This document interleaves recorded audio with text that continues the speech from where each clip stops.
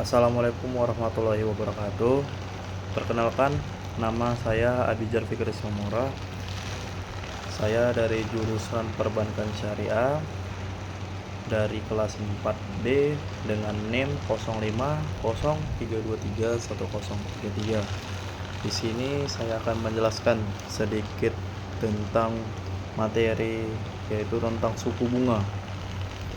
Langsung saja, yang saya mulai materi pertama, itu pengertiannya.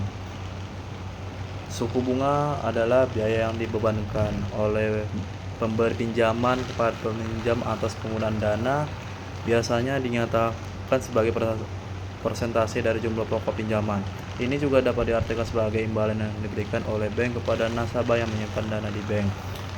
Sementara menyatakan bahwa suku bunga merupakan harga yang harus dibayar untuk meminjam sejumlah uang dalam waktu tertentu dan dinyatakan dalam persentase.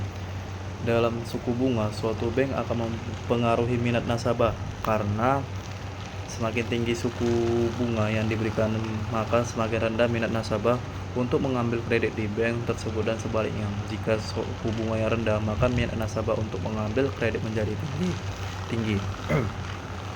Adapun tentang jenis-jenis suku bunga. Suku bunga dapat dikategorikan menjadi beberapa jenis, seperti suku bunga simpanan, suku bunga pinjaman, suku bunga tetap, suku bunga mengambang, dan suku bunga acuan. Contohnya pun ada jika seseorang meminjam 1 juta dengan suku bunga 10% per tahun, maka mereka harus membayar biaya bunga sebesar 100.000 atau 10% dari 1 juta setiap tahun. Di sini ada yang menjelaskan tentang surah, menjelaskan larangan riba. Ada beberapa, salah satunya yaitu surah Al-Baqarah ayat 275, yang berarti orang-orang yang memakan riba tidak dapat berdiri melainkan seperti berdirinya orang kesurupan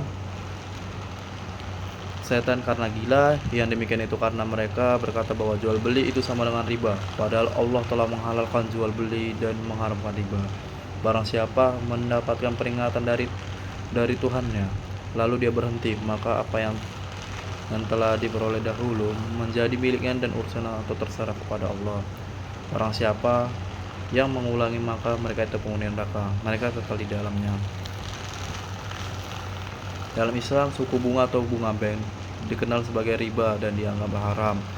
Riba adalah tambahan atau keuntungan yang dibebankan kepada peminjam di atas pokok pinjaman, dan biasanya dinyatakan dalam persentase. Hukum riba sudah jelas dalam Al-Quran dan Sunnah Nabi yang melarang karena dianggap tidak adil dan dapat menguntungkan pihak yang meminjam uang atau bank. Mungkin itu saja yang bisa saya sampaikan materi tentang suku bunga. Lebih kurangnya saya memohon maaf, minta ampun kepada Allah, dan cukup sekian. Itu saja bisa saya sampaikan. Saya akhiri. Wassalamualaikum warahmatullahi wabarakatuh.